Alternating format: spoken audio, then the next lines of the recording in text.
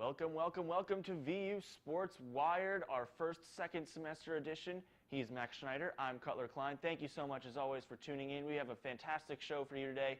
A lot to talk about in Vanderbilt sports. We're going to get into all the topics you want to know about, starting with the Vanderbilt-Kentucky game last night. We'll move into a recap of the football team in the Independence Bowl, and then finish up with a little analysis of Bryce Drew's first few months as Vanderbilt basketball head coach. Max, are you ready to talk some sports? Here, it's going to be a really good session today. Start out with last night's Vanderbilt-Kentucky game, a tough loss for the Commodores to the hands of a top 10 team. It was an interesting game. A lot of things kind of happened that it was kind of representative of how Vanderbilt has played this season in some way. It was a loud game. It was electric. It was fun. Max, what did you think? What was your take on that game? Well, I mean, coming into this game, the track that Vanderbilt's on, we're not really looking at an NCAA tournament berth. So a game against Kentucky is a high point of the season. The crowd's electric, and the crowd was loud yesterday, louder than it's been all season. But they were kind of drowned out by the whistles yesterday. The referees blowing whistles constantly. 43 fouls committed in that game. That's more than one per minute. And it really seemed to impact Vanderbilt, especially on defense. You saw Jerry Baptiste pick up 4 fouls in the first half alone. Cornette picked up 4 fouls early into the second half. So they were having trouble kind of defending the basket. And Kentucky's guards, Fox, Monk, Briscoe, they were all driving straight through. And it was really hard. Cornette was struggling to kind of contest shots and kind of mix that up with not being able to foul. And you saw Vanderbilt, throughout the season, they've lived and died by the 3-ball, and especially with Matthew Fisher-Davis. And he was off yesterday. He was 2 for 10. He was taking bad shots. He wasn't making them. And then Vanderbilt didn't get a stop for the last 3 minutes and 19 seconds of the game. And if you take that all into consideration, they were within 1 point with a minute to go in this game. And what does that tell you? It tells you they're improving. Their perimeter defense was solid. They only had 7 turnovers, and that's what's going to keep them in games. They didn't have to rely on Matthew Fisher-Davis to score. And the guy who was brilliant for them yesterday was Riley LaChance. And he's been essential all season, shooting the 3 at nearly a 60% clip so far. And he was really able to take it to the hole yesterday, way more than he has in the past. He was able to finish, get a couple and ones, get to the free throw line a little bit. So, I mean, he was the guy yesterday, and he really kept them in the game. It's hard to actually blame an entire game on foul calls, but some of those calls were a little bit ridiculous. They seemed to be calling a lot of soft things in the paint. I've seen this a lot in SEC basketball, where there are just so many soft foul calls. When you get inside the restricted area, there's so many soft calls that you wouldn't see anywhere else. And it's tough to be able to play solid defense down the stretch when both of your big men have 4 fouls. Baptiste picked them up in the first half, but Cornette got to 4 fouls pretty quickly in the second half. And you could see he wasn't the same player throughout most of that second half. So, this team this season, their success comes down to 2 factors. One, Luke Cornette's health and foul status, as well as their ability to hit 3-pointers. And throughout the middle of the second half, neither of those things were happening. Cornette had 4 fouls, so he wasn't able to be the defensive presence that he was, and wasn't able to be as aggressive on the glass as he could have been. And they seemed to go cold from 3-point land, and that starts with Matthew Fisher-Davis. He put up a number of shots that really he should have been able to make, but they just weren't falling for him. And if the shots aren't falling from downtown, this team is not winning. In some way, I can compare Matthew Fisher-Davis to a J.R. Smith type of player, where he's the kind of guy that if he takes all kinds of ridiculous shots from anywhere on the floor, and if he's making them, he's your favorite player. But if he's missing them, he's unbelievably frustrating sometimes. Right, and his stat line was a little deceiving yesterday. Finished with 19 points, but that didn't really tell the whole story. And to be clear on the fouls, I mean, that's not an excuse. These fouls were going both ways. Fox and Monk both picked up 2 fouls in the first 4 minutes of the game. So it wasn't that Vanderbilt was kind of getting screwed over by these foul calls, but it was more that the whistles were constantly blowing, the game was constantly stopping and starting. And even in the second half, as soon as it started, you could see Luke Cornette twice on drives by Isaiah Briscoe just kind of throw his hands straight up, wasn't really looking to block the shot, more contested, and very angry both times with the foul calls. Bryce Drew was more angry than I've ever seen him. He's a pretty calm guy, but he was very angry with the calls. So I'd say, the fouls did play an impact on the game, but hard to say it really ruined the offensive rhythm. The teams combined for 168 points. No, it absolutely didn't ruin the offensive rhythm, that's for sure. But on defense, it's really hard to be able to put your defensive presence there if your big guy is playing with 4 fouls. Down the stretch, it was really hard for them to get those stops. And I think part of that was because Luke Cornett couldn't make those aggressive defensive plays, couldn't get the rebounds that they wanted to. And I think Kentucky's transition play made it really, really tough to be able to get rebounds, to be able to keep offensive possessions alive. You saw a lot of times when Vanderbilt took shots, there would be hardly anybody down there rebounding, and everyone was falling back quickly because they really wanted to be able to defend this incredibly tough Kentucky transition game. And in addition, when they were taking foul shots, they would put nobody on the blocks. There would be nobody there because they knew that Kentucky can get up the court so quickly and be so aggressive and really make it tough for the team. So going forward, what does this win really mean for Vanderbilt? I mean, I think it was closer than I think many of us expected it to be. But I think this has, at the same time, it shows some issues that Vanderbilt still has to work through. But I think it shows a lot of good things going forward for the team.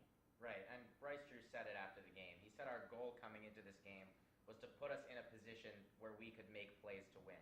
And he said those plays didn't necessarily happen down the stretch, but that was their goal. They wanted to be in this game. They wanted a chance to win it. And they were really a few three-pointers away from winning this game. I mean, they shot 28% from three. That's low for them. This is a team that's been shooting at 40% mark all season. So, I mean, a couple threes go in, a couple fouls not called. This is a different game. So, I mean, they're there in the way they want to be at the end of the game. They want to be contesting. They want to be contesting shots. They want to be in there. But, I mean, they just got to get stops down the stretch, and that's been the problem for a while this season. Even with Luke Cornett, foul trouble, not foul trouble, he's kind of alone down there in the paint. Like I said, this team lives and dies with the three ball and with Luke Cornett's health or staying out of foul trouble. So really this team is really on the cusp of something that I think they could be really, really good with. They have a game coming up this Saturday against Tennessee. That should be an easy, not an easy one, but another fun one considering how Tennessee has struggled even more so than Vanderbilt. I think going forward, this team needs to find a way to not as much rely on the three ball and rely on Cornett's health. I think Jerry Baptiste needs to be more involved, if not just be a little bit better when he is in the game. Now on to our second topic of the show, talking about the Camping World Independence Bowl, Vanderbilt's first bowl appearance under head coach Derek Mason for this football team. A tough blowout loss to NC State. And what we want to talk about here is if the result of this game, the blowout, means more than just getting to the bowl game. Because it was one thing to get to the bowl game and lose in a tough game the way that James Franklin lost his first bowl game in the Liberty Bowl to Cincinnati when he was here. But it's another thing to get blown out like that. And I was wondering, Max, do you think that this really means that this team are they as real as we thought they were before this bowl game? Well, I'll say one thing. First of all, bowl games, a lot of time off.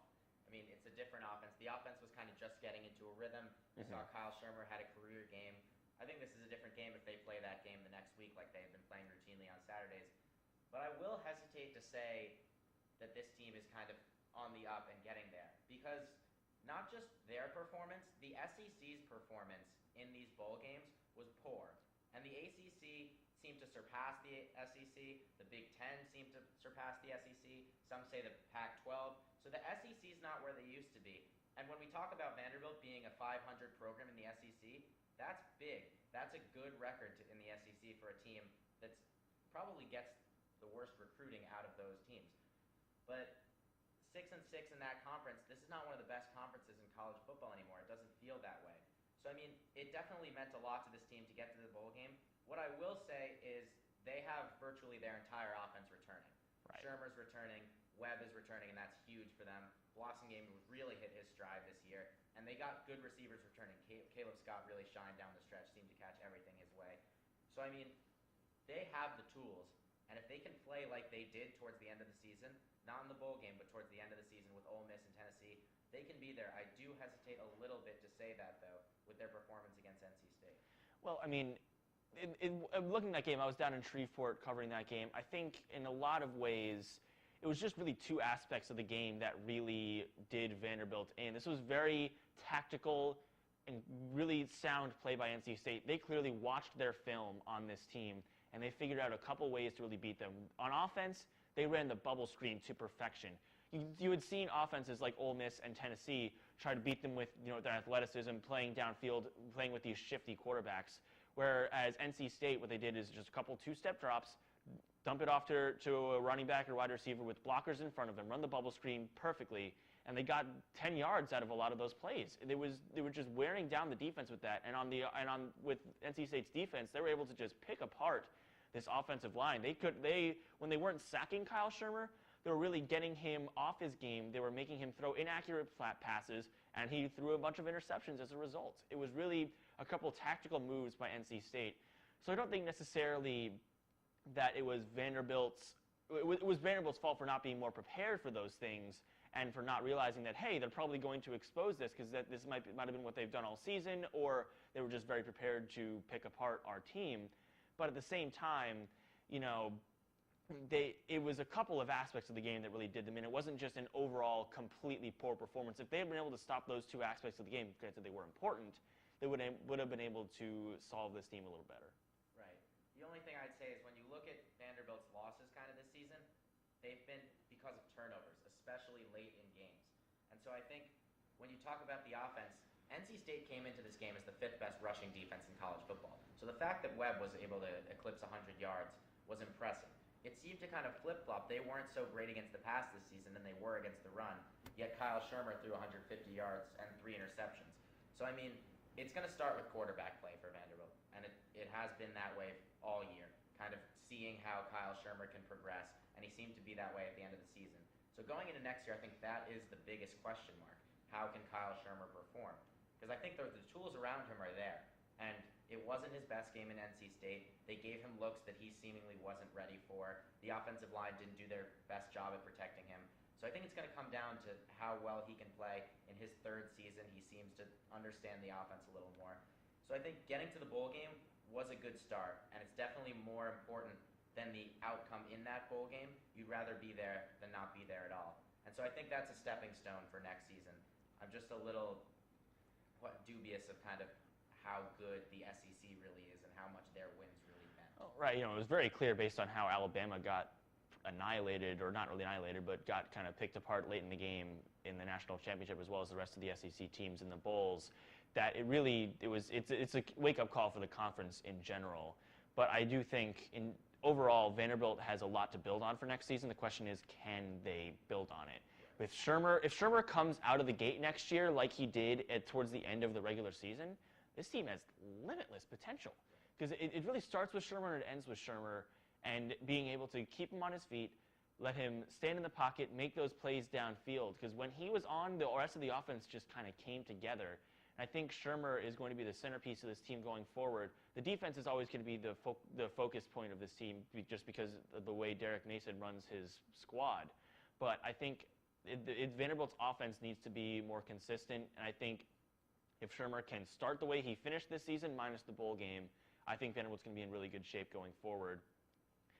Like we said before, Ralph Webb coming back next season. They're returning a lot of their offensive players. And on the other side of the ball, we'll find out soon enough if Zach Cunningham, linebacker, is going to be coming back for his senior season. That'll be an interesting decision on his part. So now we'll move on to our final topic of the show. We're going to be going right back to basketball now that football season is over, or the football season is kind of going dormant in preparation for signing day and spring ball. We're talking about new Vanderbilt head coach Bryce Drew. At the midway point of this season, we're kind of be doing a little review of his coaching so far this season. Max, has he won you over early on in the season? I'll start by saying it's hard for a coach to kind of come in, losing your 2 best players in a new environment. He's a young coach, so you have to temper your expectations. Having said that, I'd say not yet, but he's been promising. He seemed to improve with every game. The Kentucky game, I think, spoke volumes. He really had his team prepared. They didn't turn the ball over. He was excited. He was passionate. I think that was big. The problem I have is, again, they're 8-8 right now, and those 8 losses are the 8 best teams they played. They aren't beating good teams. Forget top 25 or top 50. By ESPN's RPI rankings, they haven't beaten a top 80 team this season. And in the top 80 teams they've played, they're 0-7. So, I mean, it starts by getting these big wins, and it's a tall task to beat Kentucky. But getting these big wins, Alabama, who's around the 60 mark, that's a win you got to get, especially in a game where you're up late. So I think there are a few things to work on. but I do think he's getting there. He had great success at Valpo, and I think he's going to have success here. What's not helping him is the fact that Kevin Stallings went to Pittsburgh and now is running the show there fantastically, and they have 12 wins early. But I think he's on the way. Just I would slow to say that he's won us over yet. I mean, it's only a few months into the season. It's hard to say, and especially hard because it was so tough to figure out the expectations for this team this season. There really weren't any because, well, for a number of factors. One, it's a new coach coming in with a lot of returning talents, but missing their two best players from last season in Wade Baldwin and Damian Jones. That in and of itself, even if Stallings had stayed on as coach, that would have tempered expectations a lot and really created a lot of mystery surrounding this team.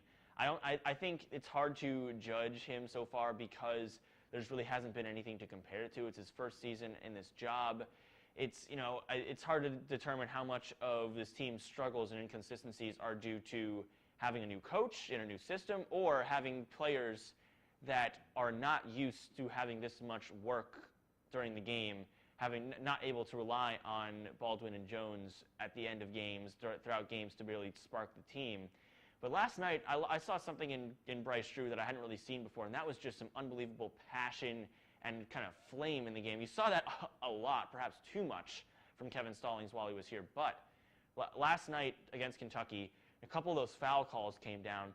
He was in the referee's face. He was yelling. He was screaming. He was really, really into it. So that's the kind of thing that you really want to see from a coach. And that's the kind of growing up moment in the job that he kind of really is coming into his own with this job. It's hard to kind of have expectations for him this season, but what can he do to kind of right the ship and maybe try and figure out, how he can make this season into a success, whatever that means. Right, and I think it starts with Vanderbilt on not being too reliant on the three ball. Right. We kind of saw that a little more with the Kentucky game.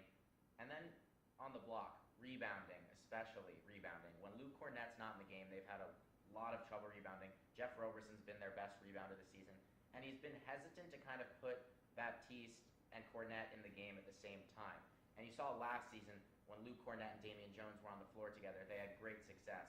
Jerry Baptiste is no Damian Jones, but the fact to have that presence alongside Luke Cornett in the post, it really helps him, I think. So he's still experimenting with the rotation, and we saw that a little bit. He started Nolan Kressler early in the season. He's kind of moved on to Peyton Willis. And so I think he's got to experiment and see what kind of rotation he likes, and he's still doing that. But it starts down low, and coming into the season, we knew that they had one experienced big man, and that was Luke Cornett. Yeah. And so I think it's just kind of finding the right rotation there. I mean, he has this team ready. They're a disciplined team. Coach Calipari said that after the game.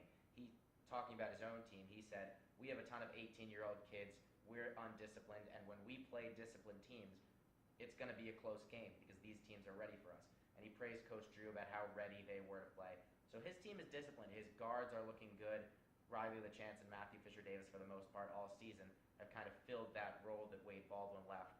It's the size down low. It's Damian Jones.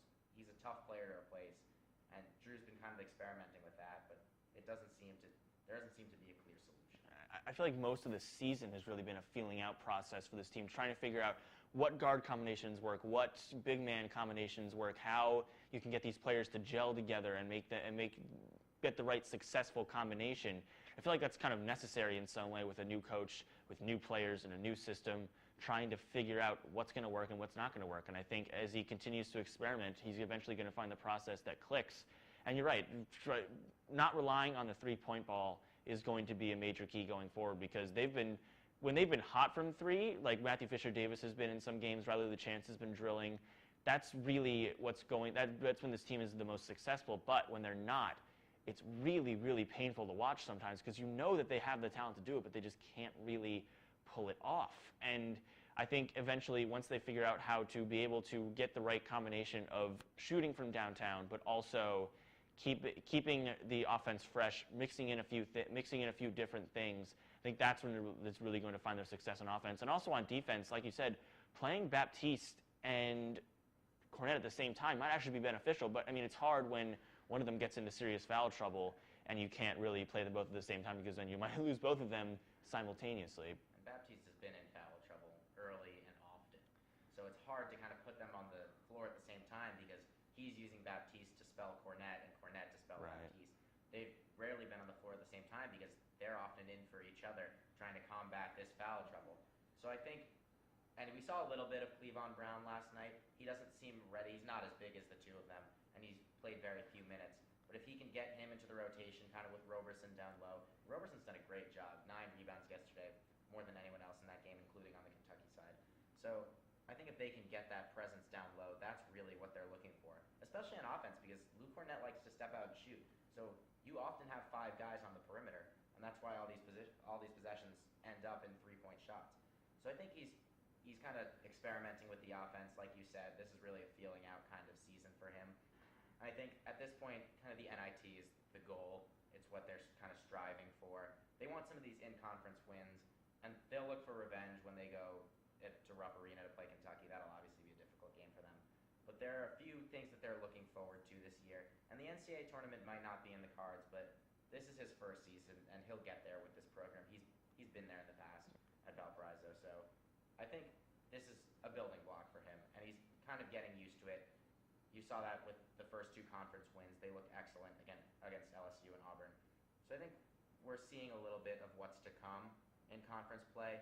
It'll be interesting to see how he finishes it out and ends this season. Yeah, I feel like an NIT berth would be nice. It's not necessarily the end of the world if they don't make it, but I feel like if they can find their consistency, an NIT berth is certainly in the cards. Well, that will just about do it for this episode of VU Sports Wired. Thank you so much to everybody for tuning in. I'm Cutler Klein. He's Max Schneider, saying so long, and we'll see you next week. Missed the camera at the last second.